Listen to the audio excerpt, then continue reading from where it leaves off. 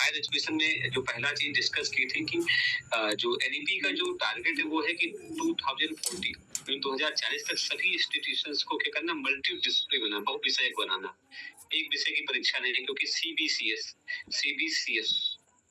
Choice based credit system लाना है। बच्चा एक विषय के साथ और भी विषय पढ़ सके, केवल एक ही चीज में सीमित ना हो, उसे अन्य विषय पढ़ने की छूट दी जाए, चॉइस दिया जाए। इसलिए सारे इंस्टीट्यूशन को क्या करना पड़ेगा, मल्टी डिसिप्लिन बनाना पड़ेगा। जैसे जो टीचर एजुकेशन के प्रोग्राम चलते हैं वो इंस्टीट्यूट होते हैं, उनको भी बीए बीएससी बीकॉम चलाना पड़ेगा।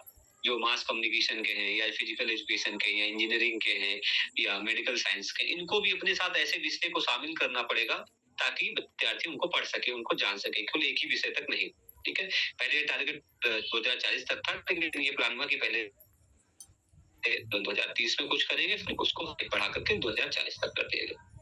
इसके सिवा ग्रोथ एनरोलमेंट रेशियो बढ़ाना है, जीईआर बढ़ाना है। 2018 की जो रिपोर्ट थी, हमने NSSO national sample survey office जो हमने पढ़ा था, उसकी जो रिपोर्ट आई थी वो कहता है कि जो 2018 में रिपोर्ट थी उसमें 26.3% है ग्रोथ एनरोलमेंट रेशियो, जो काफी कम है 100 में से। मतलब आपने देखा कि कितनी तेजी से बच्चों का ड्रॉप आउट रेट बढ़ रहा है, 26% हो गया सीधा। ठीक है, हायर एजुकेशन में जाते जाते, तो उसको कैसे बढ़ाया जाए? तो उसको 100% लाना तो संभव नहीं इतनी जल्दी, लेकिन सरकार का लक्ष्य है कि 2035 तक हम क्या करेंगे, उसको 50% कर देंगे, 50% तक ले जाएंगे। ठीक है, अब क्या है कि ये तो हमने इतना पढ़ लिया था, और साथ साथ हम जो नया पढ़ने जा रहे थे कि ग्रॉस एनरोलमेंट रेशियो हो गया कि एक स्ट्रक्चर में भी परिवर्तन किया गया, नया स्ट्रक्चर एक इंट्रोड्यूस किया गया। पहले हमारे यहाँ 3 साल का ग्रेजुएशन होता था। ठीक है, अब क्या है, एक नया स्ट्रक्चर आया कि अभी भी अब एक दिया उन्होंने 4 year programme, UG 4 year programme नया इंट्रोड्यूस किया। ठीक है, ये आपको दिख रहा होगा। Structure and length of degree program shall be adjusted accordingly. The undergraduate degree will be either 3 or 4 year, यानी ये 3 साल या 4 साल की होगी। तो जो प्रोग्राम है वो कितना है, 4 साल। जैसे पहले क्या होता था, 3 साल पढ़ेंगे तब आपको यूजी की डिग्री मिलेगी, फिर 2 साल पढ़ेंगे तो पीजी की डिग्री मिलेगी। ठीक है, ये यूजी हो गया और ये पीजी की मिलेगी। अब क्या हुआ, इसमें परिवर्तन किया गया कि हम क्या करेंगे, अब आपको डिग्री दे देंगे। आप यूजी कितने का, 4 साल का कर दिया हमने, 4 साल यूजी विद रिसर्च है। 4 साल क्या है, यूजी विद रिसर्च है। अगर केवल यूजी की चाहिए तो 3 साल आप पढ़ सकते हैं। तो इसमें स्ट्रक्चर कैसे परिवर्तन किया कि पहले 3 साल पढ़ोगे तभी डिग्री मिलेगी, वो चीज हटा दिया। अब वो कह रहे हैं कि अगर आपने एडमिशन लिया, मान लो यूजी प्रोग्राम में आप एडमिशन लेते हैं, जो यूजी प्रोग्राम में लेंगे, जो एनईपी के अकॉर्डिंग होता है, एनईपी, वो चाहे जहां भी लेंगे वो 4 साल का ही प्रोग्राम होगा। ठीक है, अब उसमें अंतर क्या है कि अगर आप पहले साल पढ़े और किसी कारणवश पढ़ाई छूट गई या कहीं और जाना पड़ गया, आपको कोई प्रॉब्लम हो सकती है, तो आपको 1 साल की पढ़ाई का आपको सर्टिफिकेट मिल जाएगा। मतलब आपने एंट्री लिया, छोड़ दी पढ़ाई, छूट गई पढ़ाई, तो 1 साल की पढ़ाई बर्बाद नहीं जाएगी, उसकी जगह पर आपको 1 साल के लिए सर्टिफिकेट मिल जाएगा, वो सर्टिफिकेट कहलाएगा। अब आपको दोबारा एडमिशन लेना पड़ेगा, तो आपको बीए फर्स्ट ईयर में नहीं लेना है, क्योंकि आपका पहला 1 साल पूरा हो चुका है। अब आप दोबारा कहीं एडमिशन लेंगे तो आपको सेकेंड ईयर में मिलेगा। ठीक है, सेकेंड ईयर एडमिशन मिल रहा है आपको, यानी 1 साल आपका बच गया। अब अगर आप सेकेंड ईयर पूरा करते हैं तो बताएं सर, अगर जैसे गैप जो होता है, कुछ गैप भी होते हैं या फिर मतलब किसी भी टाइम पे आप एडमिशन ले सकते हैं, ऐसा कुछ होता है? 3 साल का मैक्सिमम गैप होता है। Okay sir. मतलब जैसे आपने आज पढ़ाई की और आपने किसी कारणवश छोड़ दिया, तो आगे 3 साल के अंदर आपके पास ऑप्शन रहेगा, आप इसको कंटिन्यू कर सकते हैं। अगर 3 साल से ज्यादा हो जाएंगे तो आपको फिर से करना पड़ेगा। कारण क्या है, क्योंकि 3 साल तक फिर आप सिलेबस चेंज हो जाता है ना, आगे करिकुलम चेंज हो जाता है, तो उस वजह से आपको 3 साल का मैक्सिमम समय दिया जाता है। दूसरी चीज क्या है, जहां पर आप एडमिशन लेने जा रहे हैं, जिस इंस्टीट्यूशन में, उस इंस्टीट्यूशन के जो ऑर्डिनेंस है उसमें क्या लिखा, मेन चीज ये मायने रखता है। कहीं 3 साल भी हो सकता है, कहीं 5 भी हो सकता है, मैक्सिमम 5 होता है, मिनिमम 3 ही होता है। ठीक है, तो फर्स्ट ईयर में एडमिशन लिया, पढ़ाई छूट गई, तो आपको सर्टिफिकेट मिल जाएगा। 2 साल पढ़ाई की, 2 साल के बाद में पढ़ाई छूट गई, तो क्या मिलेगा, डिप्लोमा मिलेगा। अब आपको एडमिशन लेना है तो सेकंड ईयर में एडमिशन नहीं लेना, अब आपको कहीं भी लेने जाओगे बीए में, तो आपको थर्ड ईयर में एडमिशन मिल जाएगा। तो थर्ड ईयर में लेंगे तो तीसरा साल पढ़ेंगे तो आपको यूजी की डिग्री मिल जाएगी, यानी अंडर ग्रेजुएट हो गए। पहले साल की डिग्री केवल सर्टिफिकेट कहलाएगी, 2 साल की डिग्री डिप्लोमा कहलाएगी, 3 साल की डिग्री यूजी कहलाएगी। अब कहीं आपको पीजी में एडमिशन लेने जाना है तो आपके पास 2 ऑप्शन है। ठीक है, पीजी कितने साल का होगा, 2 साल का होगा, और ठीक है, 2 साल का पीजी है। और तो अगर आपको एडमिशन लेना है तो आप जाएंगे और अपने यूजी की डिग्री जमा करेंगे। अगर आपने 3 साल पूरा कर रखा है तो आप जाएंगे और यहाँ पर यूजी के लिए आप जमा करेंगे। ये हमारे यहाँ अभी तक का ऑप्शन चला रहा था कि हमारा 3 साल का बीए की डिग्री होती है, 3 साल हम पूरा करेंगे तब हमें पीजी में एडमिशन मिलेगा। नए स्ट्रक्चर में एक चेंज ये है कि आपने 3 साल किया, 3 साल के बाद आप 1 साल और पढ़ लीजिए, चौथा साल पढ़ लीजिए।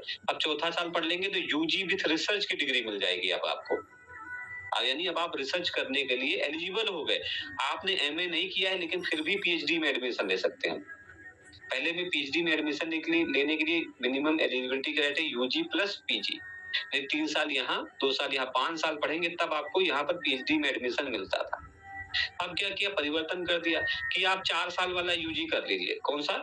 4 साल वाला। ठीक है, अब आप 4 साल का कर लेंगे तो भी आपको रिसर्च पीएचडी करने के लिए अनुमति मिल जाएगी। 4 साल का आपने किया, ठीक है, ये 4 ईयर किया, 4 साल किया पहले, ठीक है, पहले साल किया तो सर्टिफिकेट, दूसरे साल किया तो डिप्लोमा, तीसरे साल पूरा हुआ तो यूजी और चौथा साल पूरा हुआ तो यूजी विद रिसर्च हो गया। ठीक है, ये हो गया। अब आप अगर आपको पीएचडी करनी है तो क्या करना पड़ेगा, अब आप डायरेक्ट पीएचडी में एडमिशन ले सकते हैं यहाँ पर। ठीक है, नेट का एग्जाम भी दे सकते हैं, 4 ईयर के आधार पे आपका नेट का एग्जाम भी दे सकते हैं और पीएचडी में एडमिशन ले सकते हैं। लेकिन अगर आपको पीजी करना हो तो क्या करेंगे, तो पीजी के लिए 2 ऑप्शन, या तो आप यूजी के बाद पीजी कर लीजिए डायरेक्ट, तो यूजी के बाद पीजी करेंगे तो 2 साल लगेगा, और अगर 4 ईयर इंटीग्रेटेड प्रोग्राम के बाद पीजी करेंगे तो 1 साल का होगा। कितने साल का होगा?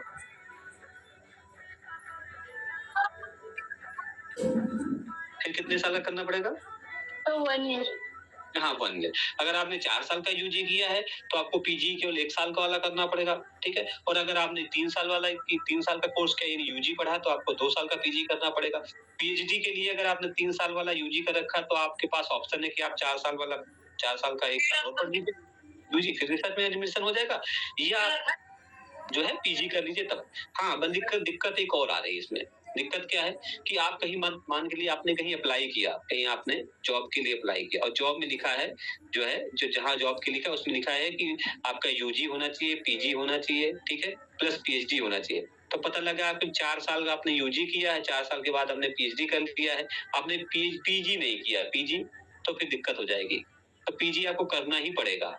ठीक है, सरकार ने ये ऑप्शन तो निकाल दिया कि यूजी के बाद डायरेक्ट पीएचडी कर लीजिए, लेकिन डायरेक्ट पीएचडी करने के बाद में फिर क्या पीजी करने के लिए वापस आओगे? तो इसमें एंट्रेंस भी निकालना पड़ेगा फिर, अगर जैसे हम पीएचडी के लिए डालेंगे तो? पीएचडी के लिए तो एंट्रेंस निकालना पड़ेगा, लेकिन बात यह है कि अगर आपने 4 साल के बाद में पीएचडी कर लिया तो आपने पीजी तो कहीं नहीं किया ना अभी, पीजी तो आपका नहीं है ना, यूजी ही है रिसर्च वाला, तो आपको पीजी कहीं ना कहीं करना पड़ेगा। ठीक है, तो इन चीजों पे ध्यान दीजिएगा।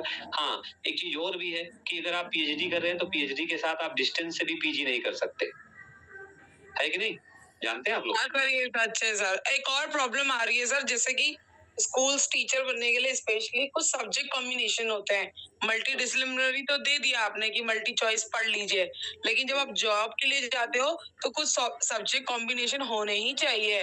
आप सोचोगे कि कुछ भी पढ़ लो तो नहीं चलेगा जॉब में। नहीं, वो तो क्या है कि देखो सरकार चीजें अलग तरीके से डिजाइन कर रही है। गवर्नमेंट का प्लान, गवर्नमेंट की जो पॉलिसी होती है वो अलग से है। अब एक्चुअल में प्रॉब्लम क्या आती है आपको बताऊं। आप सरकार ने कह दिया कि भाई तुम 1 साल पढ़ोगे, 1 साल पढ़ने के बाद आपको सर्टिफिकेट की डिग्री मिल जाएगी, 2 साल पढ़ोगे आपको डिप्लोमा। लेकिन ये बताइए कि ये 2 डिग्री के आधार पे कहीं नौकरी मिलती है? हाँ, वो सीरियस प्रॉब्लम है। सब्जेक्ट कॉम्बिनेशन भी सीरियस प्रॉब्लम है। हाँ। अगर आप इको पढ़ रहे हो तो स्टैट कंपलसरी होना चाहिए, ज्योग्राफी पढ़ रहे हो तो हिस्ट्री का कॉम्बिनेशन होना चाहिए। सिर्फ इको पढ़ के आप एसएस के टीचर नहीं बन सकते, नॉट एलिजिबल हो जाओगे फॉर्म भरने के लिए। ऐसे बहुत सारी प्रॉब्लम्स हैं अगर आप जॉब रिक्रूटमेंट भरते हो। हाँ, स्कूल लेवल पे तो बहुत डिजास्टर प्रॉब्लम्स है, क्योंकि मैं सर्व कर रही हूँ तो आई नो। नहीं, वो तो हम जानते हैं कि ये प्रॉब्लम होती है, लेकिन क्या है कि गवर्नमेंट को जब भी कोई पॉलिसी लाती है या कोई सब्जेक्ट या कोई कोर्स इंट्रोड्यूस करती है तो उसे ये चीज ध्यान रखना चाहिए कि बच्चा कर तो लेगा, लेकिन करने के बाद में क्या मार्केट में जब वो जाएगा तो क्या उस तरह की चीजें अवेलेबल होंगी उसे करने के लिए। ठीक है, जैसे बहुत सारे जैसे केवी है, केंद्रीय विद्यालय संगठन, वहां पर पॉलिसी अलग है उनकी, नॉर्मल पॉलिसी हाँ अलग सर, उनका तो क्लियर गाइडलाइंस है उनकी साइट पे है। वो तो बिल्कुल सुनेंगे ही नहीं, पहले एलिजिबिलिटी क्राइटेरिया देखते हैं फिर बात करते हैं। आप कितने भी टैलेंटेड हो, कितने भी रिसर्चर हो, मैं खुद केवी में ही सर्व कर रही हूँ, इसलिए मैं जानती हूँ। इस वक्त मैं केंद्रीय विद्यालय में इकोनॉमिक्स पढ़ाती हूँ 11th-12th को। तो ये तो बहुत क्लियर कट है। ये प्रॉब्लम इसीलिए मैंने आप सबसे कहा कि नया स्ट्रक्चर तो आ गया है, ये नया स्ट्रक्चर है। बस इसमें फायदा ये है कि फायदा क्या है कि अगर आपका ग्रुप कॉम्बिनेशन अच्छा है और आपने फर्स्ट ईयर कर लिया, आपका पढ़ाई छूट गई या सेकेंड ईयर कर लिया तो आपको फिर से नहीं पढ़ना है बस। ठीक है। But multiple entry multiple exit है ओनली, हाँ, बाकी तो तो आपको जॉब मल्टीपल एंट्री और मल्टीपल एग्जिट आपका जो है वो ऑप्शन आपके लिए बहुत बेहतर है। लेकिन कोई भी बच्चा अगर यूजी करता है, यूजी के साथ research, UG 4 year integrated programme करता है, तो उससे बता दीजिए कि भाई 4 ईयर वाला मत करिए, ठीक है। आप पीजी कर लीजिए जाकर के, वो ज्यादा ठीक रहेगा आपके लिए अलग से, क्योंकि इसमें क्या है अभी लोगों का परसेप्शन नहीं बना है और दूसरी बात उस तरह की चीजें भी अवेलेबल नहीं है, ठीक है। क्रेडिट ट्रांसफर और भी दुनिया भर की चीजें, तो ऐसी प्रॉब्लम्स हो सकती है। लेकिन ये चूंकि ये ऑप्शन है और आपसे पूछा जा सकता है कि मल्टीपल एंट्री मल्टीपल एग्जिट क्या है और कहाँ पर क्या चीजें दी गई हैं, तो आपको याद होना चाहिए। आप 4 साल का यूजी करेंगे तो आपको पीजी 1 साल का करना पड़ेगा, और अगर आप 3 साल वाला यूजी करेंगे तो आपको पीजी जो है 2 साल का करना पड़ेगा, ठीक है। ये चलिए, हाँ, एक चीज और हुआ है कि मास्टर वाला प्रोग्राम आपको बता ही दिया। पीएचडी करने के लिए आपके पास 2 ऑप्शन हो गए कि आप पीजी के बाद रिसर्च कर सकते हैं, और या तो आप जो है यूजी जो 4 साल की आपने डिग्री की है उसके बाद भी आप पीएचडी में एडमिशन ले सकते हैं। पहले एक एमफिल की डिग्री चलती थी, मास्टर ऑफ फिलॉसफी की चलती थी, वो बंद कर दी गई है, उसको डिसकंटिन्यू कर दिया गया। कहीं एमफिल अगर कोई प्रोग्राम चलता है और कोई कहता है एडमिशन लेने के लिए, तो उसको आप ना लें, ठीक है। तो ये कुछ परिवर्तन किए गए हैं, ठीक है, हायर एजुकेशन के स्ट्रक्चर में। दूसरा क्या है, फाइनेंस की एक बात कही गई कि affordable and quality education for all. तो ये फाइनेंस की पॉलिसी तो हर बार जो राष्ट्रीय शिक्षा नीति 1968 की आई थी, 1986 में जब ये दोबारा आया था, 1992 में प्लान ऑफ एक्शन आया, तब भी हर बार यही कहा जाता है कि हम जीडीपी का लगभग में 6% खर्च करेंगे। लेकिन एक्चुअल में क्या होता है कि जीडीपी का बहुत कम परसेंट, जैसे 2017-18 का रेशियो 4.43% ही जीडीपी का हमारे यहाँ जो खर्च किया गया है। और जो खर्च ये अलॉट किया गया, खर्च नहीं किया गया, अलॉटमेंट होता है, खर्च अलग होता है, ठीक है। हर बार अगर आप देखोगे कि जो अलॉटमेंट होता है उसमें से बजट कितना खर्च हुआ, तो आपको पता चलेगा कि जो अलॉटमेंट हुआ और जो बजट खर्च हुआ उसमें बहुत बड़ा डिफरेंस आएगा। जैसे कल मैं एक सुन रहा था वीडियो, उसमें था कि बेटी बचाओ और बेटी पढ़ाओ आंदोलन जो है उसमें सरकार ने बजट दे रखा है, और बजट जितना बजट दिया है ना, उसमें से बजट का लगभग में 50% जो है वो एडवर्टीजमेंट पे खर्चा हो गया, और 50% बजट ऐसे ही वापस हो गया। तो इसी तरह से इन्वायरमेंट को लेकर के पता नहीं किसी राज्य का था कि इन्वायरमेंट पे खूब पैसा दिया सरकार ने और साल भर कुछ खर्चा ही नहीं किया गया और पैसा पूरा वापस हो गया। और अब की बार तो आपने देखा ही होगा, यूपी सरकार ने, ये म्यूट कर दीजिए किसी का हो, ठीक है। तो क्या है, सरकार पैसा, आपकी बात देखा होगा आपने, एजुकेशन बजट को और कम कर दिया गया, ठीक है। तो बजट धीरे शिक्षा पर सरकार तो इतना अच्छी नहीं है, कोई भी सरकार आज तक आई शिक्षा को लेकर के बहुत अच्छी नहीं रही भारत की स्थिति में। हर कोई आता है और ये सोचता है कि कैसे बजट कम कर दिया जाए, बजट घटा दिया जाए, चाहे वो रिसर्च को लेकर के हो, चाहे वो अन्य चीजों को लेकर। अब आता है नेशनल लेवल पे करिकुलम बनाने की बात आती है। नेशनल लेवल पे करिकुलम बनाने के लिए सबसे पहले 1975 में एक फॉर्मुलेशन हुआ था कि नेशनल लेवल पे एनसीईआरटी क्या करेगी, ये बनाएगी, करिकुलम बनाएगी। 1976 कॉन्स्टिट्यूशन वाज अमेंडमेंट, वही बदलाव किया गया, और 1986 की जब पॉलिसी आई तब फिर से नेशनल लेवल पे नेशनल करिकुलम बनाने की जिम्मेदारी जो है एनसीईआरटी को दी गई। National curriculum framework for early childhood care and education, ये आपसे पूछा जा सकता है इसका फुल फॉर्म, या national curriculum framework for school education, ये इस तरह से अलग अलग नाम। National curriculum for adult education की जो जिम्मेदारी है पूरे के पूरा नेशनल लेवल पे स्कूल एजुकेशन को खास कर लेकर के इसकी जिम्मेदारी जो है एनसीटी के पास में, एनसीईआरटी के पास में, ठीक।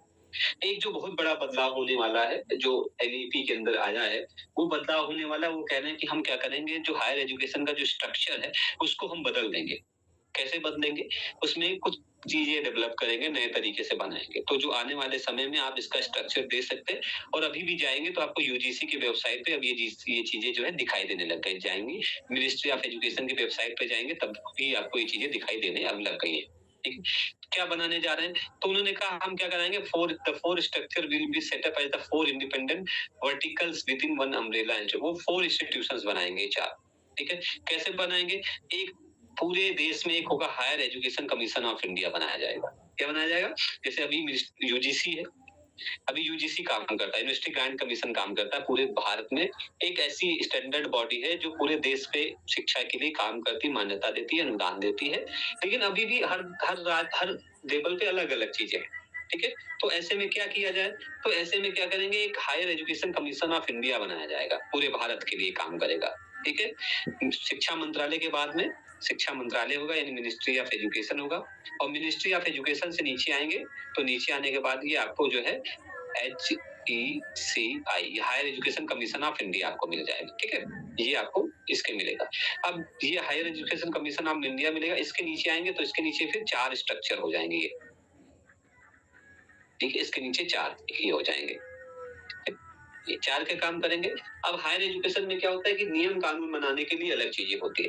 तो national higher education regulatory council जो रेगुलेशन बनाने रेगुलेशन के लिए होगा, उसके लिए काउंसिल अलग से बनेगा। वो काम क्या करेगा, उसका काम यही रहेगा कि वो रेगुलेशन को बनाए, उसको मॉनिटर करने का काम करे, ये सारी चीज काम करने के लिए national higher education regulatory council बन जाएगी, ठीक है। तो ये याद रखिएगा, पहला ये, ठीक है। Higher education commission of India बनेगा, उसके नीचे 4 क्या हो जाएंगे, पहला है national higher education regulatory council, ये पूरे देश के लिए एक जैसा रहेगा, ठीक है। दूसरा नेशनल एक्रेडिटेशन काउंसिल, हम लोग नैक ऊपर पढ़े थे ना, national assessment and accreditation council, उसे ही वही नैक है, सिर्फ एक हटा दिया गया है, ठीक, असेसमेंट वाला। नेशनल एक्रेडिटेशन काउंसिल होगी, ये पूरे हायर एजुकेशन के जितने भी इंस्टीट्यूशंस होंगे उनका असेसमेंट करेगी और उनका एक्रेडिटेशन करेगी। हायर एजुकेशन ग्रांट काउंसिल होगी, जैसे यूजीसी काम करती है। अब देखो यूजीसी से चीजें अलग की जा रही है। अभी तक क्या है, ये 3 काम पूरा यूजीसी करती थी, नैक को छोड़ करके। नैक के लिए अलग से संस्थान बना था, लेकिन बाकी रेगुलेशन बनाने का काम है, ग्रांट देने का काम है, और जनरल एजुकेशन काउंसिल बनाने का जो काम होता है, उसके सारे काम यूजीसी करते थे। अब अलग कर दिया गया है, नेशनल एक्रेडिटेशन काउंसिल होगी, फिर हायर एजुकेशन ग्रांट काउंसिल होगी, ये ग्रांट देने का काम करेगी, और एक जनरल काउंसिल होगी जो सामान्य अन्य मुद्दे हैं उन पर ये डिस्कशन करेगी, उन पर ये काम करेगी। तो ये 4 जो है इसके नीचे काम करेंगे, ठीक है। National higher education qualification framework will be formulated by the GEC and shall be in synchronize with the national skill qualification framework. अब ये अलग अलग है, इस पे चूंकि क्वेश्चन पूछा गया था इसलिए मैंने इसको लिख दिया। ये जितने भी हैं, ये रेगुलेशन बनाने का काम है, ये एक्रेडिटेशन करने का काम है, ये ग्रांट देने का काम है, और ये अन्य मुद्दे हैं उन पे डिस्कशन करने का, अन्य इम्प्लीमेंटेशन करने का काम करेगी।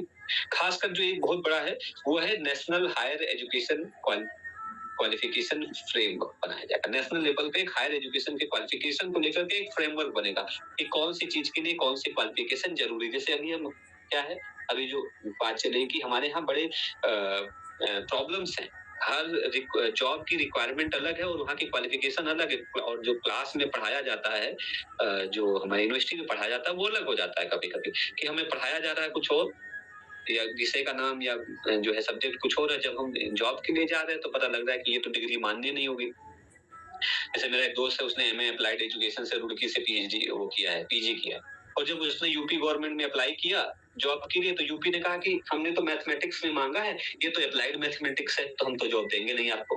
अब बताओ, अप्लाइड की वजह से उसे जॉब नहीं मिल रही, कहीं कहीं अप्लाइड साइकोलॉजी लिखा होता है, कहीं कहीं अप्लाइड बहुत सारे विषय होते हैं, तो ऐसे में प्रॉब्लम्स आती है, ठीक है। तो ऐसे लेवल पे हायर एजुकेशन के क्वालिफिकेशन फ्रेमवर्क कैसा हो उसको डिजाइन करने का काम जनरल एजुकेशन काउंसिल करेगी, और इसको जो है नेशनल स्किल क्वालिफिकेशन फ्रेमवर्क के साथ जोड़ा जाएगा। तो आपसे ये भी क्वेश्चन पूछा जा सकता है इसका फुल फॉर्म क्या है, ठीक है, और इसको बनाने का काम कौन करेगा। इसके सिवा कुछ और भी चीजें होंगी, जैसे नेशनल रिसर्च फाउंडेशन बनाया जाएगा। ये बना भी हुआ है कि नेशनल रिसर्च जो नेशनल लेवल पे रिसर्च के लिए फंडिंग का काम करेगा। अभी क्या है, अभी देखा होगा हमने पढ़ा था कि आईसीएसएसआर काम करता है सोशल साइंस के लिए, डीएसटी काम करता है साइंस के लिए, सीएसआईआर काम करता है साइंस के लिए, ऐसे बहुत सारे अलग अलग प्लेटफॉर्म, आईपीआर काम करता है फिलोसफी के लिए, हिस्ट्री के लिए अलग काम करता है। तो ये जो अलग अलग फाउंडेशन ये काम करता है। अब क्या होगा, एक फाउंडेशन बनेगा नेशनल रिसर्च फाउंडेशन, ये फाउंडेशन पूरे रिसर्च के लिए अनुदान देगा। अब ऐसा नहीं कि इसके बनने से जो बाकी जो आईसीएसएसआर है या डीएसटी है ये सब बंद हो जाएंगे, नहीं, ऐसा बंद कोई नहीं होगा, सारे इंस्टीट्यूशन चलेंगे। बस काम क्या हो जाएगा, क्या हो जाएगा काम, जैसे ये है रेगुलेशन बनाने का काम है, तो जो रेगुलेशन बनाने का काम है अब क्या है, इसी के अंदर सारे इंस्टीट्यूशन, चाहे वो आईसीटी हो, चाहे वो एनसीटी हो, चाहे वो अन्य संस्थान हो, सारे के सारे इसी के अंतर्गत आ जाएंगे। इसी तरह से रिसर्च फाउंडेशन जो रिसर्च के लिए ग्रांट देते हैं वो सारे, चाहे आईसीएसआर हो चाहे डीएसटी, वो सारे इसी के अंतर्गत आ जाएंगे। तो इस तरह से आपके पास ये हो जाएगा कि अगर हमें रिसर्च पे काम करना है तो हमें इसके लिए एक हमें सीधा नेशनल रिसर्च फाउंडेशन पे गए, अब वहां से हमने सर्च करना शुरू कर दिया कि अरे भाई क्या हो गया, ठीक है। सर ये एक सेकेंड बस ऑन कर दूं, मेरा सिस्टम बंद हो गया चलते चलते, बैटरी उसकी ऑफ हो गई। हाँ बताएं। सर ये जीईसी की फुल फॉर्म क्या है? जनरल एजुकेशन काउंसिल, सामान्य शिक्षा परिषद, ठीक है। ये जो है बहुत सारे मुद्दे हैं जो रेगुलेशन से हट के मुद्दे हैं, उन सारे मुद्दों पे ये अपना काम करेगी, ये बनाएगी। जैसे नेशनल क्वालिफिकेशन फ्रेमवर्क का कि नेशनल लेवल पे जो क्वालिफिकेशन उसमें कोई विवाद ना हो। अभी क्या है, डिग्री अलग अलग दी जाती है, नई नई डिग्री, नई नई चीजें, और जॉब के अकॉर्डिंग वो बन रहे हैं कि नहीं बन रहे हैं, तो इन पे जो है काम करेगी। लॉग इन हो गया। हाँ,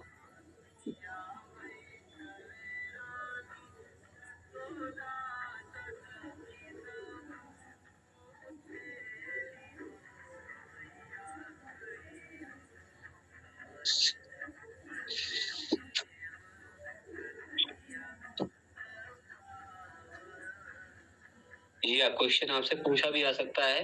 कई अभी पिछली बार भी ये क्वेश्चन जो हायर एजुकेशन का जो एग्जाम हुआ था, तो वहां भी इसको पूछा गया था,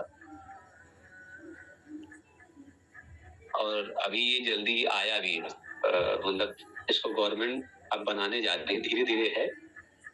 इसको आने वाले भविष्य में आपको देखने को ये मिल सकता है।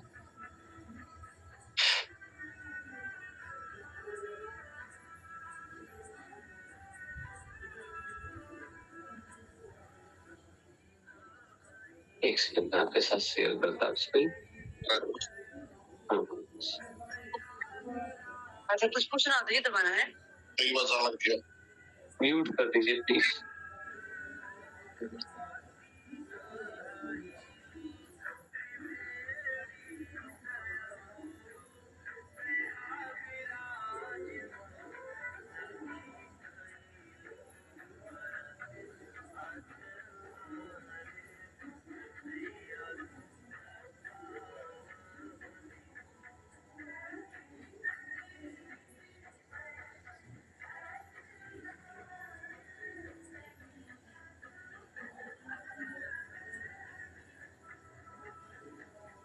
कोई है नहीं क्या यहाँ पर?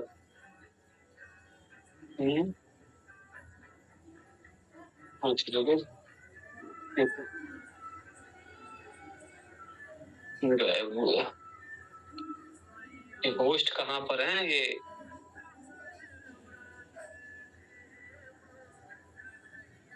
होस्ट गायब चल रहे हैं। स्क्रीन शेयर नहीं हो रहा है सर, ब्लैंक आ रहा है। अरे वही कर रहा हूँ, जो होस्ट है हमारे ना, वो थोड़ा कहीं गायब हो गए हैं, तो जो होस्ट अलाउ करे सब हाँ अलाउ कर दिया मुझे। ठीक है, चलिए। तो ये क्या है, ये काउंसिल है हमारी इतनी, ठीक है। ये काउंसिल इतनी बनेगी जिसमें higher education commission of India बनाया जाएगा, उच्च शिक्षा जो है उच्च शिक्षा आयोग बनाया, भारतीय उच्च शिक्षा आयोग बनाया जाएगा। जैसे अलग अलग होते हैं, उसी तरह से एक आयोग बनेगा, भारतीय उच्च शिक्षा आयोग, ठीक है। अब भारतीय उच्च शिक्षा आयोग के अंदर फिर अलग अलग जो है काउंसिल बनेंगी, जिसमें एक्रेडिटेशन रेगुलेटरी के लिए रेगुलेशन काउंसिल बनेगी, एक्रेडिटेशन के लिए नेशनल एक्रेडिटेशन काउंसिल बनेगी, ग्रांट के लिए ग्रांट काउंसिल बनेगी, और सामान्य मुद्दों के लिए जनरल एजुकेशन काउंसिल बनेगी। और ये चारों मिलकर के इन्हीं चारों के माध्यम से काम होगा। रिसर्च के लिए नेशनल रिसर्च फाउंडेशन बनाया जाएगा, और वोकेशनल के लिए भी एक नेशनल कमेटी बनाई जाएगी, national committee for integration of vocational education को कैसे सामान्य शिक्षा के साथ जोड़ा जाए, इसके लिए भी एक कमेटी बनाई जाएगी, ठीक है। तो ये national curriculum, national higher education policy framework के बारे में क्वेश्चन भी पूछा जाता है, खासकर NSQF का फुल फॉर्म आपसे पूछा जा सकता है, ठीक है। इसको बनाने की जिम्मेदारी किसकी होगी? जनरल एजुकेशन काउंसिल, ठीक है। तो ये हमारा क्या है कि अभी तक का हायर एजुकेशन में इस तरह के सुधार, इस तरह की चीजें हो, ठीक है। अभी आपसे क्वेश्चन इसी में कुछ पूछा जा सकता है, जैसे मल्टीपल एंट्री क्या है, मल्टीपल एंट्री क्या है, या जो रेगुलेटरी काउंसिल जो बनाई गई है, कितनी काउंसिल बनाए जाएंगे, उनका फुल फॉर्म क्या होगा या उनका नाम क्या होगा, ये आपसे पूछा जा सकता है। बस ये हमारा NEP के अंदर ये मेजर रिकमेंडेशन है, मेजर और भी है रिकमेंडेशन बहुत सारी है, टीचर एजुकेशन के अंदर भी है, और how to implement adult education है, ICT को लेकर के भी है। इसको मैं आपको भेज दूंगा, वो PDF आप लोग वैसे भी डाउनलोड कर सकते हैं, इंटरनेट पे आप टाइप करेंगे NEP 2020 और PDF आपको मिल जाएगा, ठीक है। ये तो हमारे क्या है NEP को जो मेजर रिकमेंडेशन है हायर एजुकेशन, स्कूल एजुकेशन और जो अन्य रिकमेंडेशन है फॉर्मेशन, जो हमने पार्ट जो 4 हमने पढ़ा कि हाउ टू इम्प्लीमेंट, उसके लिए कैसे बनाए जाएंगे, वो सारी चीजें हमने इंक्लूड की। अब हमारे पास क्या है, कुछ स्कीम है, कुछ प्रोग्राम्स है, जो कुछ ऐसे स्कीम चलाती है केंद्र सरकार, centrally sponsor scheme. Centrally sponsor क्यों पढ़ रहे हैं, क्योंकि नेशनल लेवल का एग्जाम है तो सेंट्रल वाली पूछे जाएंगे, स्टेट के नहीं पूछे जाएंगे। तो पहले यहाँ भी लिखा हुआ है कि पहले शिक्षा जो है राज्य का विषय थी, तो इसलिए राज्य सरकार उस पे कानून बनाती थी, स्कीम चलाती थी। फिर 1976 में इस पे अमेंडमेंट करके केंद्र उसमें समवर्ती सूची में ले आए, तो समवर्ती सूची में अब केंद्र सरकार और राज्य सरकार दोनों मिल करके कानून बनाती है। इवन बहुत सारी ऐसी स्कीम होती हैं जो केंद्र सरकार चलाती है, और इसमें दोनों का, राज्य सरकार दोनों का क्या होता है, शेयर होता है कि कुछ पैसा केंद्र सरकार देगी और कुछ पैसा राज्य सरकार देगी। ठीक है, तो क्या है, एक है रूसा, ये काफी पॉपुलर स्कीम है, जिसे बोलते हैं राष्ट्रीय उच्चतर शिक्षा अभियान। रूसा आपसे फुल फॉर्म पूछा जा सकता है। और ये जो केंद्र सरकार द्वारा जितनी भी स्कीम हम पढ़ेंगे, सारी केंद्र सरकार द्वारा स्पॉन्सर स्कीम होती है। ये जो स्कीम है 2013 में लॉन्च की गई थी, और इसका उद्देश्य था कि strategic funding to eligible state higher education, जो स्टेट के जो हायर एजुकेशन इंस्टीट्यूशन है उनको फंडिंग दी जाए, उनको पैसा प्रोवाइड किया जाए। तो रूसा क्या करता है कि जैसे लैब स्टेब्लिशमेंट करना है या कुछ और काम करने हैं, तो रूसा उसके लिए क्या करती है, फंडिंग करती है, आपको पैसा देती है हायर एजुकेशन इंस्टीट्यूशन को। इंस्टीट्यूशन अप्लाई करता है कि भाई मुझे इस काम के लिए पैसा चाहिए। रूसा को लगता है, राष्ट्रीय उच्चतर शिक्षा अभियान को लगता है कि भाई इस पैसा दिया जाना चाहिए, तो वो फिर पैसा देती है, चाहे वो बच्चों के कुछ सुविधाएं मुहैया कराना हो या इंस्टीट्यूशनल कुछ डेवलपमेंट करना हो, उसलिए देती है। द सेंट्रल फंडिंग इज 60 और 40 रेशियो। इसका जो रेशियो है कि जो पैसा दिया जाएगा उसमें 60% केंद्र सरकार देगी और 40% जो है राज्य सरकार देगी। और जो विशेष राज्य है उनमें 90% राज्य केंद्र सरकार देगी, 10% राज्य सरकार देगी। और जो केंद्र शासित प्रदेश है वहां तो आप जानते हैं कि 100% केंद्र सरकार करती है। ठीक है, तो एक तो रूसा का फुल फॉर्म क्या है, स्कीम कब लॉन्च की गई है, उसका उद्देश्य क्या है, 3 क्वेश्चन बनते हैं। इसी तरीके से एक है सर्व शिक्षा अभियान, काफी पॉपुलर स्कीम है, सभी जानते हैं, बहुत दिन से चली है, सभी पढ़े। 2001 में लॉन्च की गई, तब तो समग्र शिक्षा अभियान चल रहा है, तो पहले सर्व शिक्षा अभियान था। इंडिया का मेजर फ्लैगशिप प्रोग्राम है, ऐसा प्रोग्राम है जो काफी इंपॉर्टेंट प्रोग्राम है, और ये एलिमेंट्री एजुकेशन के लिए था कि हम इसे यूनिवर्सलाइजेशन करें, सभी के लिए शिक्षा, कोई बाकी न रहे, कोई वंचित न रहे, सभी पढ़े। ठीक है, और इसका उद्देश्य ये भी था कि जो 2009 में आगे चल करके हम राइट टू एजुकेशन लेकर के एक्ट आए थे, उस चीज को भी सही तरीके से पूरा किया जा सके। पहले तो ये आया था, लेकिन स्कूलों में बच्चों को प्रवेश नहीं मिलता था, जो हम लोग उस दिन में डिस्कस कर रहे थे किसी कारणवश। तो ऐसे में राइट टू एजुकेशन एक्ट आया, जिसके तहत ये इम्प्लीमेंट सुनिश्चित करने का प्रयास किया गया कि कोई भी बच्चा विद्यालय से वंचित ना रहे। ठीक है, एक है हमारा राष्ट्रीय माध्यमिक शिक्षा अभियान, वो तो क्या था, एलिमेंट्री एजुकेशन के लिए था, लेकिन ये जो दूसरी स्कीम है ये माध्यमिक शिक्षा के लिए। ये स्कीम जो है 2009 में लॉन्च की गई। तो 9-10 का मतलब क्या है कि सेशन है, ठीक है, जैसे बजट सेशन चलता है तो उसी में। तो ये भी सेंट्रली स्पॉन्सर स्कीम है, और इसमें 75 और 25 का गवर्नमेंट और सेंट्रल गवर्नमेंट का रेशियो है।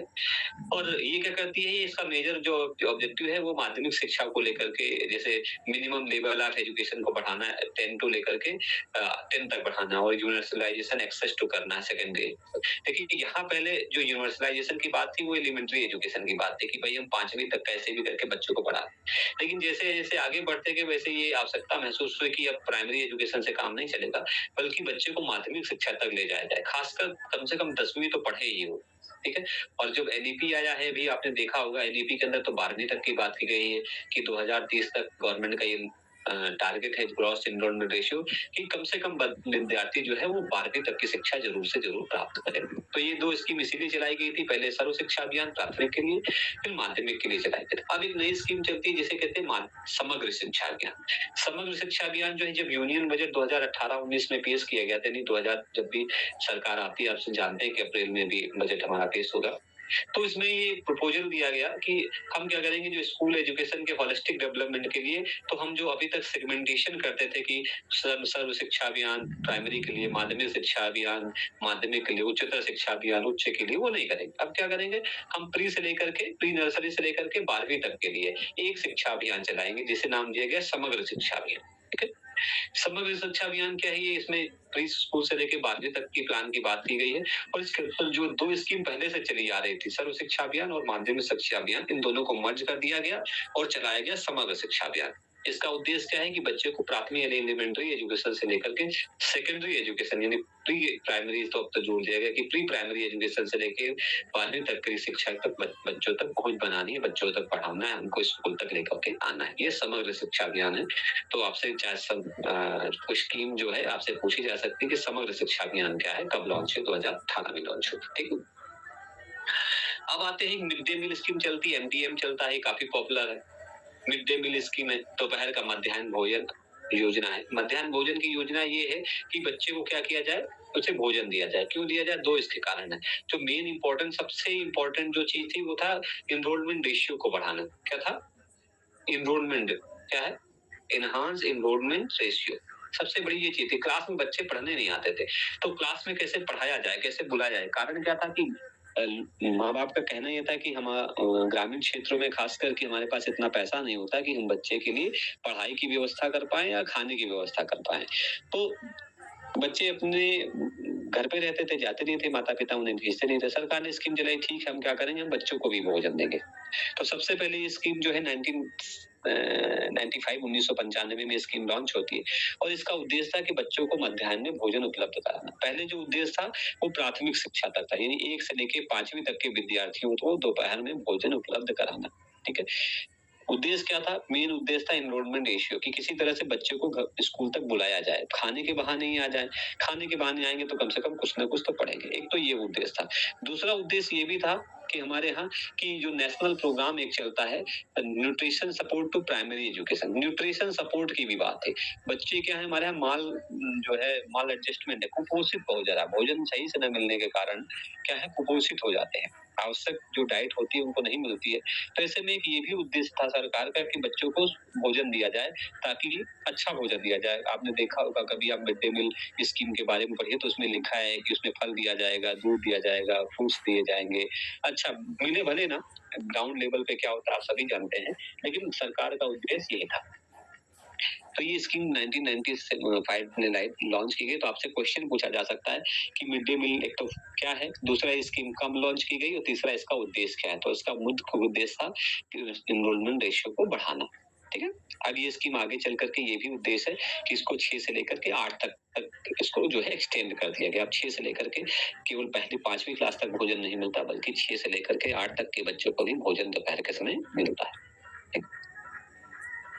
एक स्कीम है, ICT की स्कीम है। स्कूल ये हुआ कि ICT के माध्यम से बच्चों को पढ़ाया जाए, इंफॉर्मेशन एंड कम्युनिकेशन टेक्नोलॉजी।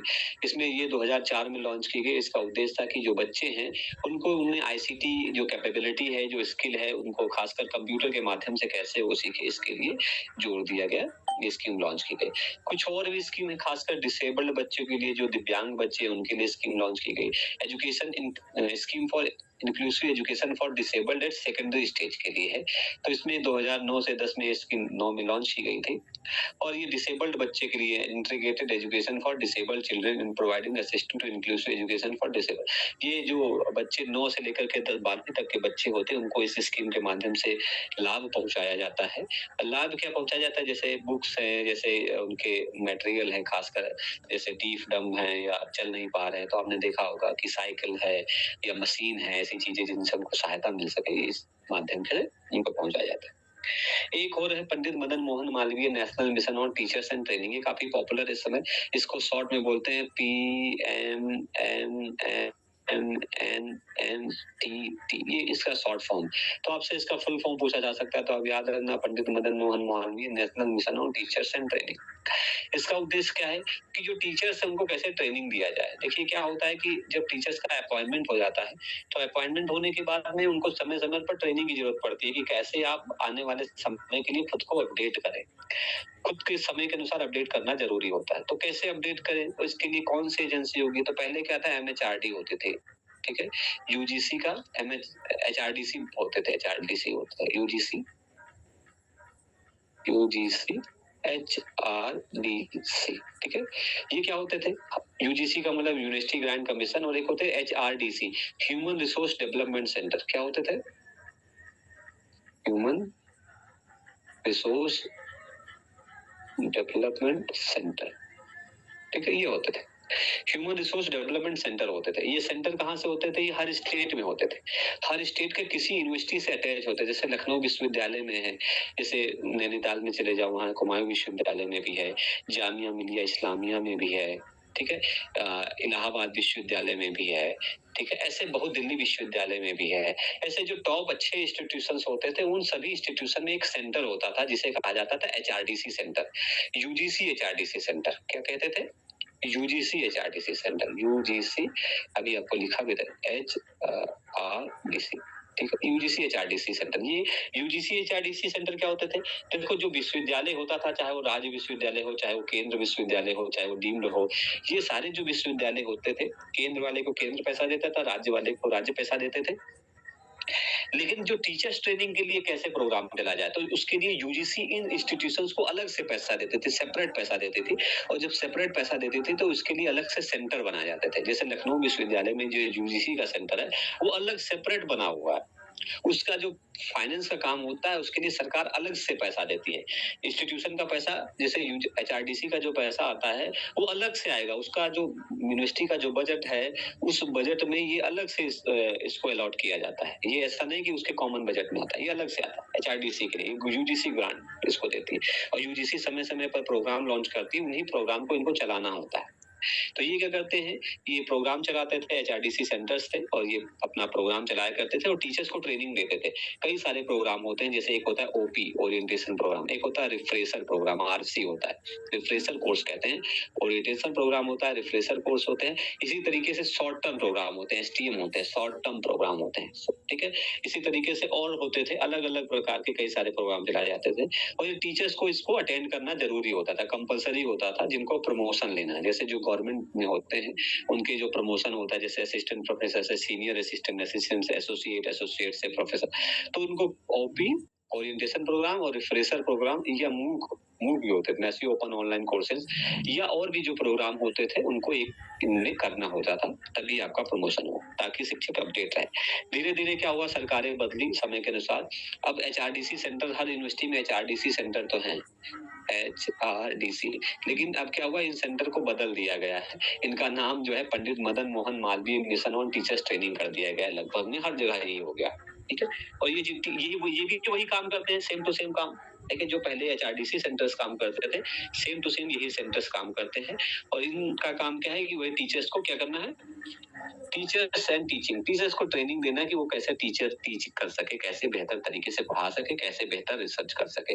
ये जो मिशन है वो 2014 में लॉन्च होता है। मैंने कहा ना, सरकार जब आती है तो चीजें बदल जाती हैं, तो ये 2014 में नई सरकार आती है एनडीए की, और इसके बाद में ये बदल जाता है, और इसके बाद में नए नए ये जो है स्कीम लॉन्च होती है।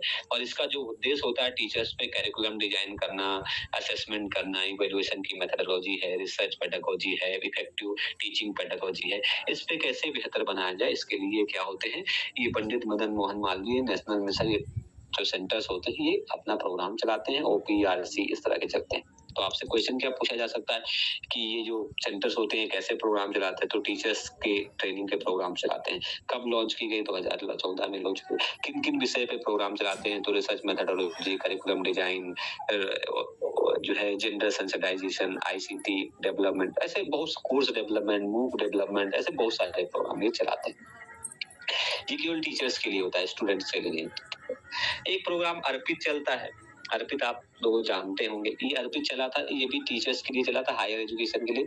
मिनिस्ट्री ऑफ एजुकेशन ने इसको 2018 में लॉन्च किया था। ये ऑनलाइन प्लेटफॉर्म था। कारण क्या था कि सरकार ऑफलाइन जो कार्यक्रम चलाती थी, ऑफलाइन में दिक्कत तो पहले जो एचआरडीसी सेंटर जो बनाए गए थे, अभी आपको फिर से बता रहा हूँ, एचआरडीसी जो सेंटर बनाए गए थे, इसमें क्या होता था कि ऑफलाइन प्रोग्राम करना होता था, ऑनलाइन नहीं। जैसे अगर मुझे करना होगा, तो मैं भी गया था, 1 महीने के लिए मैं नैनीताल रहा था। सोचो, सरकार जो ये प्रोग्राम चलाती थी, कोई भी प्राइवेट है या गवर्नमेंट एम्प्लॉय, सरकार हायर एजुकेशन वाला, वो इन एचआरडीसी सेंटर के जो कोर्स चलते थे उसमें एडमिशन ले सकता था। 28 दिन का ओपी प्रोग्राम होता था, ओरिएंटेशन प्रोग्राम होता था, और 12 दिन का लगभग में रिफ्रेशर कोर्स होता था, आरसी होता था। अब ये जो प्रोग्राम होते थे रेजिडेंशियल होते थे, मतलब आपको जाकर के वहां रहना होता था। रहना, आप जाएंगे, ये रहने, और अच्छी बात क्या थी कि आपके आने जाने, रहने, खाने, सबकी व्यवस्था वो फ्री में करते थे। 1 रुपया नहीं लगता था आपका, सारा का सारा।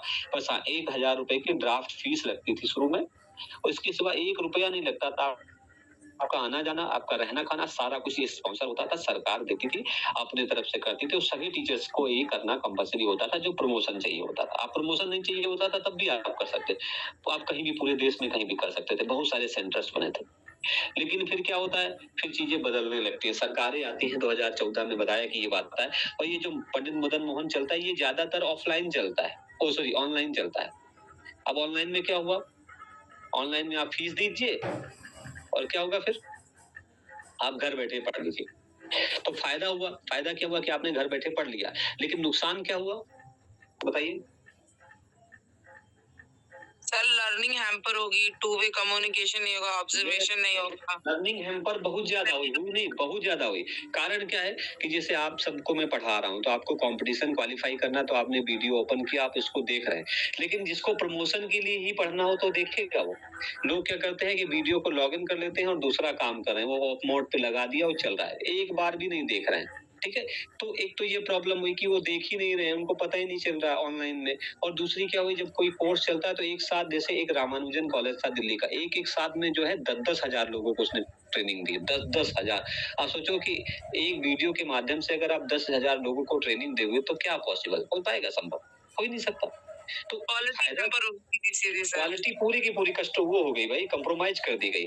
लेकिन सरकार को फायदा हुआ, सरकार क्यों कि जो अभी तक आप जाते थे रहते थे तो एक महीने किसी व्यक्ति का रहना खाना की व्यवस्था में, नैनीताल अगर आप एक महीने रहोगे जाकर के तो अगर 1,000 रुपए भी किराया दोगे होटल का तो 30 दिन का 30,000 हो जाएगा।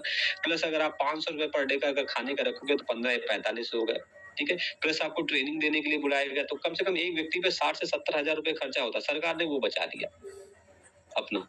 ठीक है, सब ऑनलाइन कर दिया कि ठीक है अब ऑनलाइन पढ़ो, अब ऑफलाइन की जरूरत नहीं है आपको। तो इससे बहुत ज्यादा क्वालिटी कंप्रोमाइज हो गई। अब ये सब हमने भी कई सारे ओरिएंटेशन उसके बाद से किए, मैंने ओरिएंटेशन भी किया, रिफ्रेशर भी किया, सब ऑनलाइन होता है। ऑनलाइन कभी सुनता हूँ कभी नहीं सुनता हूँ, मेरे साथ भी होता है। मान लो कि 14 दिन का प्रोग्राम है तो 14 दिन में 10 दिन मैंने सुना और 4 दिन किसी कारणवश नहीं सुन पाया, फिर भी सर्टिफिकेट मिल जाता है। ठीक है, तो ये क्वालिटी तो कंप्रोमाइज हुई। इसी तरीके से सरकार ने क्या किया, 2000 उसमें तो लॉन्च किया था 14 में, 2018 में एक कार्यक्रम और लॉन्च किया था जिसे कहा था अर्पित प्रोग्राम था। ये रिफ्रेशर प्रोग्राम था, annual refresher program in teaching, Arpit नाम किया था। कि जो मैंने आपको बताया कि जो टीचर्स होते हैं, खासकर जो गवर्नमेंट एम्प्लॉय होते हैं, उनको जो प्रमोशन चाहिए होता है तो प्रमोशन के लिए ओपी और आरसी ये तो कंपलसरी है। ठीक है, या आपका ओरिएंटेशन प्रोग्राम होना चाहिए, आपका रिफ्रेशर कोर्स होना चाहिए। ठीक है, ये होना ही चाहिए कैसे भी करके। तो रिफ्रेशर कोर्स जो होते हैं ये करना होता है, तो अगर ये नहीं करेंगे तो आपका प्रमोशन नहीं होगा। याद कर दीजिए, प्रमोशन लेना है तो इनको प्रोग्राम को अटेंड करना ही होगा आपको। तो इसके लिए फिर क्या अर्पित प्रोग्राम चलाया गया था। तो इसमें ये ऑनलाइन प्रोफेशनल डेवलपमेंट, इसमें लगभग 15 लाख हायर एजुकेशन को फैकल्टी को जो मूव प्लेटफॉर्म में स्वयं के माध्यम से ट्रेनिंग करने की बात की गई। इसमें 75 डिसिप्लिन यानी 75 विषय के जो होंगे लोग होंगे, इनको इसी माध्यम से ट्रेनिंग दिया जाएगा। और ये कार्यक्रम इम्प्लीमेंट हुआ और काफी लोगों ने इससे जो है ट्रेनिंग, लेकिन ये इतना चला नहीं आगे चल करके। और फिर अभी जो है, अभी जो सबसे ज्यादा जो पॉपुलर है वो है Pandit Madan Mohan Malviya mission on teachers and teaching. ये काफी पॉपुलर है और कई सारे लोग इसी से कोर्स करते हैं। ठीक है, एचआरडीसी सेंटर अभी भी हैं हर यूनिवर्सिटी में, जो पहले से बने थे, बस उनका नाम बदल दिया गया। कुछ ऐसे प्रोग्राम होते हैं जो ऑफलाइन चलते हैं कुछ, ठीक है, और ज्यादातर जो होते हैं वो ऑनलाइन ही चलते हैं। इसके सिवा कुछ और चीजें हैं, जैसे नेशनल अवार्ड दिया जाता है टीचर्स को 1958 से लेकर के अभी तक, आप सभी जानते हैं। 5 सितंबर आने वाला है और 5 सितंबर को प्रत्येक दिन शिक्षक दिवस मनाया जाता है। हमारे प्रथम उपराष्ट्रपति जो थे और हमारे जो आयोग के चेयरमैन थे राधाकृष्णन कमिश्नर जी, उन्हीं के नाम से ये चलाया जाता है 5 सितंबर को टीचर्स डे। एक कार्यक्रम चलाया गया था मनोदर्पण, ये चलाया गया था साइको सोशल सपोर्ट के लिए। साइको सोशल सपोर्ट मतलब विद्यार्थी जो आप सभी जानते हैं कि हमारे यहाँ एकेडमिक प्रेशर बहुत हो जाता है, हर जगह एकेडमिक प्रेशर होता है। एकेडमिक प्रेशर क्यों होता है, हम अपेक्षाएं भी बहुत करते हैं कि भाई इतने नंबर क्यों नहीं लाए, इतने नंबर लाए। ये बार बार हर कोई कहता है कि देखो मार्क्स आपके फ्यूचर को डिसाइड नहीं करते, नंबर कभी भी आपके भविष्य को डिसाइड नहीं करते, लेकिन फिर भी लोग मार्क्स के पीछे पड़े रहते हैं, एक एक नंबर के लिए चीखे रहते हैं। ठीक है, और कारण भी है, रहते क्यों है कि आप जब अपॉइंटमेंट के लिए जाते हैं तो वहां आपके मार्क्स देखे भी जाते हैं, ऐसा नहीं है कि क्यों होता है, हकीकत है भी। तो ऐसे में प्रेशर बहुत ज्यादा, साइकोलॉजिकल प्रेशर रहता है, मेंटल प्रेशर रहता है। एक मैं आर्टिकल पढ़ रहा था, उसमें लिखा था कि जो आईआईटी होते हैं, IIT Indian institute of technology, जो आईआईटी होते हैं, आईआईटी में पढ़ने वाले जो बच्चे होते हैं, जो उनका लास्ट ईयर होता है, उनमें उनको बहुत प्रेशर होता है। क्यों होता है? सर उनको जॉब चाहिए, प्लेसमेंट चाहिए। हाँ, नहीं जॉब देखिए बाकी जगह जैसे आप नॉर्मल विश्वविद्यालय हैं, नॉर्मल विश्वविद्यालय में पढ़ने वाले जो विद्यार्थी होते हैं उनको भी लास्ट ईयर में प्रेशर होता है, लेकिन आईआईटी वाले को ज्यादा क्यों होता है? पैसे ज्यादा लगे होते हैं माँ बाप के। नहीं पैसे की बात नहीं है, वो नेशनल लेवल का इम्पोर्टेंस इंस्टीट्यूट है, ठीक है, ये एक ऐसा इंस्टीट्यूट है, नेशनल इंपॉर्टेंस के इंस्टीट्यूशंस है। और जब यहाँ एडमिशन हो जाता है, आपने देखा होगा कभी कभी कुछ लोग कहते हैं अरे इनका तो आईआईटी में एडमिशन हो गया, जिंदगी सेट हो गई, ठीक है। यानी आईआईटी में एडमिशन हो गया तो एक हवा ऐसा बना हुआ है कि वहां एडमिशन होने का मतलब, वहां पढ़ने का मतलब है कि आप बहुत, आपको मतलब बहुत वो है एजुकेशनली, आप बहुत एकेडमिकली स्ट्रांग हो गए और वहां पढ़ने का इतना रेपुटेशन है कि आपको कोई भी नौकरी दे देगा। अब ऐसे बच्चे में क्या होता है, फिर प्रेशर बन जाता है कि अगर उसको नौकरी ना मिली तो दिक्कत। दूसरी बात क्या है, अगर उसको नौकरी कम पैसे की मिल गई तब भी दिक्कत, तो वो ज्यादा स्ट्रगल करते हैं लास्ट ईयर में, वो बहुत परेशान रहते हैं, ठीक है। क्योंकि वो क्या है, जैसे आप क्लास में फर्स्ट हो, क्लास में आप हमेशा गोल्ड मेडलिस्ट रहो और नौकरी के लिए आपके कैंपस प्लेसमेंट हो, तो सबसे ज्यादा प्रेशर किस पे होगा?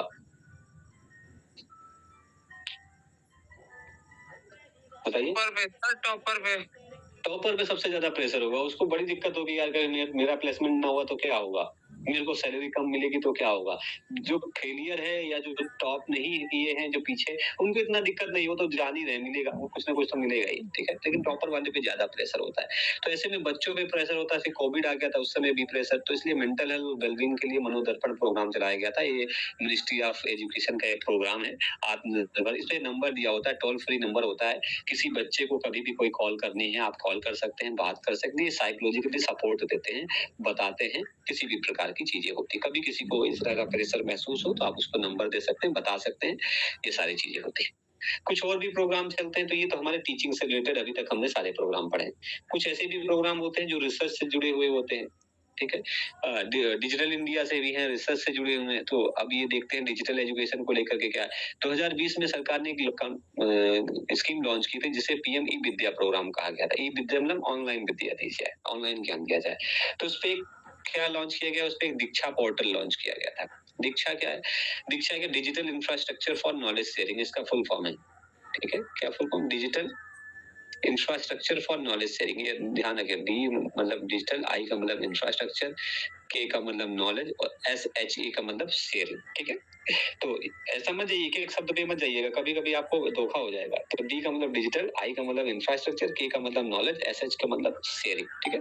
तो digital infrastructure for knowledge sharing है ये। दीक्षा एक ऐसा प्लेटफॉर्म है जो ऑनलाइन प्लेटफॉर्म है, आप यहाँ पर लॉग इन कर सकते हैं, लॉग इन करके आप किताबें पढ़ सकते हैं और भी कई सारे स्टडी मटेरियल आप जो है ई कंटेंट जो स्कूल एजुकेशन से जुड़े हुए हैं, जो दीक्षा पे जाकर के आप पढ़ सकते हैं। तो सरकार का ये एक इनिशिएटिव था। इसके सिवा जो है और जो ऑन एयर प्रोग्राम चलाए जाते थे, जैसे शिक्षा वाणी प्रोग्राम है, ऑनलाइन FM पे चलता है। इसके सिवा specially content for visually and hearing impaired के लिए जो है national institute of open schooling के माध्यम से या यूट्यूब या वेबसाइट पे जाकर के चलाए गए थे डिजिटल एक्सेसिबल इन्फॉर्म। इसके अंदर पीएम ई विद्या प्रोग्राम है, what is the full form PM? प्रधानमंत्री। अच्छा, ठीक है, चलिए। और भी प्रोग्राम जैसे हम लोगों ने उसमें स्वयं पढ़ा था, आपने हायर एजुकेशन में हमने क्या पढ़ा था? स्वयं पढ़ा था। हायर एजुकेशन में हमने क्या पढ़ा था? स्वयं प्रभा चैनल पढ़ा था। तो वो सारे भी इसी में आ जाते हैं, ठीक है। अब मैं चूंकि टीचिंग एप्टीट्यूड में हमने पढ़ लिया है तो इसलिए मैं इसको यहाँ पर नहीं दोबारा से इंक्लूड किया हूँ, ठीक है। स्वयं, और स्वयं के बाद में क्या है? स्वयं प्रभा, और जो मूक है, ये सारे प्लेटफॉर्म इसी में आ जाते हैं, ठीक है। गवर्नमेंट ऑफ, ये 2020 के इनिशिएटिव नहीं, उसके पहले के भी इनिशिएटिव है, लेकिन कुछ बाद में आए और कुछ और भी इनिशिएटिव है जो डिजिटल प्लेटफॉर्म अवेलेबल कराते हैं। ये तो हो गया हमारे टीचिंग से जुड़े हुए। अब हम आते हैं रिसर्च से। चूंकि आप हायर एजुकेशन में हैं तो रिसर्च से जुड़े हुए काफी क्वेश्चन आपसे पूछे जाते हैं। कुछ रिसर्च से जुड़ी हुई काफी स्कीम चलती है गवर्नमेंट ऑफ इंडिया की। क्या है? एक इम्प्रिंट है। इम्प्रिंट काफी पॉपुलर स्कीम है। इम्प्रिंट का मतलब है impacting, IMP, impacting research, R innovation, IN, और T का मतलब टेक्नोलॉजी। देख लीजिए, यहाँ भी देख लीजिए, impacting research innovation and technology, इसका फुल फॉर्म है इम्पैक्टिंग का। इम्प्रिंट का तो आपसे फुल फॉर्म पूछा जा सकता है। ये जो स्कीम लॉन्च की गई, ये 2015 में लॉन्च की गई थी। और इम्प्रिंट का जो उद्देश्य है, ये है multi stakeholder mission aim to bridging the gap between scientific knowledge base created through fundamental and applied research and fruitful translations of same thing, engineering invention and technological innovation for betterment of society. ये जो gap हो रहा है हमारे, जो gap को कम करना, कौन सा गैप हो रहा है? जो साइंटिफिक नॉलेज का गैप हो रहा है, उसको जो फंडामेंटल साइंस नॉलेज का जो गैप हो रहा है, उसको फुलफिलमेंट करने के लिए इम्प्रिंट जो है चलाई गई स्कीम। इसका उद्देश्य क्या है कि जो इंजीनियरिंग है, जो टेक्नोलॉजी है, ऐसे इन्वेंशंस किए जाएँ जो समाज में इस तरह के जो गैप मौजूद है, उस गैप को फुलफिल किया जाए। यानी जो फंडामेंटल नॉलेज है उस फंडामेंटल नॉलेज को एनहांसमेंट करने के लिए जो रिसर्च होगी, उस रिसर्च के लिए जो इम्प्रिंट है वो पैसा देगी। ठीक है? तो इसके लिए अगर आप कोई फंडामेंटल चीज़ पे रिसर्च करना चाहते हैं और आपको पैसा चाहिए, तो आप इम्प्रिंट स्कीम के माध्यम से आप जो है अप्लाई कर सकते हैं, आपको पैसा मिल सकता है अगर आपका प्रोजेक्ट पास हो जाए तो। एक उच्चतर आविष्कार योजना चलाई गई थी। इसका उद्देश्य ये था कि जो हायर एजुकेशन है, खासकर जो इंडस्ट्रियल डेवलपमेंट, औद्योगिक विकास है, जो खासकर जो मैन्युफैक्चरिंग है, इंडस्ट्रियल डेवलपमेंट में डिजाइन और मैन्युफैक्चरिंग ही होता है। तो डिजाइन और मैन्युफैक्चरिंग के फील्ड के लिए जो पैसा है, उसके लिए उच्चतर आविष्कार योजना चलाई गई थी। आप इसमें भी समय-समय पर ये स्कीम आती रहती है, आप देख सकते हैं। जैसे डीएसटी के माध्यम से, जैसे मिनिस्ट्री ऑफ एजुकेशन के माध्यम से या आईसीएसआर के माध्यम। अब जैसे ये जो स्कीम है तो सीएसआईआर, ठीक है, इसके माध्यम से आएगी क्योंकि इंडस्ट्रियल एंड मैन्युफैक्चरिंग से जुड़ा हुआ काम, ठीक है। आप रिसर्च पार्क एस्टेब्लिश किए।